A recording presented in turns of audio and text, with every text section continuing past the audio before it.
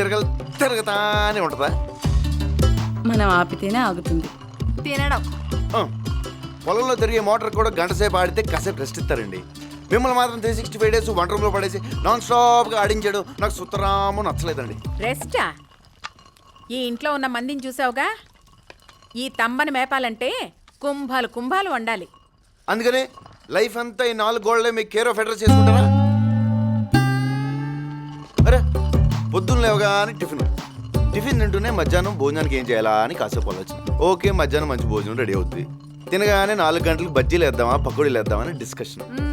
అది అవగానే నైట్ మంచి భోజనం ప్రిపరేషన్స్. మళ్ళీ పొద్దున్న లెగ్గానే టిఫిన్, దానికి తజ్జన భజ్జనలు. ఏంటండి లైఫ్? ఓ 10 ఏళ్ళు వెనక్కి తిరిగి చూసుకుంటే కూరగాయలు, ఉప్మా, పులిహోర తప్ప ఏమీ కనపడదు. అంతకంటే ఏం చేయగలం? ఒక వారం రోజులు ఈ వంటగదికి తాళం వేయాలి. మస్తాన్గఢ్ హోటల్ నుంచి క్యారెట్ తెచ్చుకోవాలనేగా మీ ఐడియా? అలా అర్థమైందా నీకు? ఓ వారం రోజులు వంటగది మర్చిపోయి బయటికి వెళ్ళి హాలిడే ఎంజాయ్ చేద్దామండి. అది నేను చెప్పేది. బయటికా? చంద్రమండలం కా అన్నట్టు అడిగారేంటండి?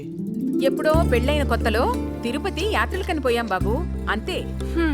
నేనైతే 1990లో ప్రేమ పావురాల సినిమాకి వెళ్ళాను బాబు, అంతే. అబ్బో, జిల్లా దాడితే వీళ్ళకి ఫారెన్ వెళ్ళినట్టు ఉంటుందేమో. వెళ్దామమ్మా. పెద్దమ్మా ప్లీజ్, పెద్దమ్మా వెళ్దాం. పెద్దమ్మా ప్లీజ్ ప్లీజ్ ప్లీజ్. సరే సరే సరే, వెళ్ళి మీ పెదనాన్ని బాబాయ్ని అడుగు పో. ప్రతాప్ గారు, జయబాబు గారు మమ్మల్ని అందరినీ వారం రోజులు బయట తీసుకెళ్తున్నారు. మీరు కూడా అందరు గాని. మీకు తెలియదే పిచ్చమొహాలారా, మిమ్మల్ని అందరినీ వాడేస్తున్నాడు.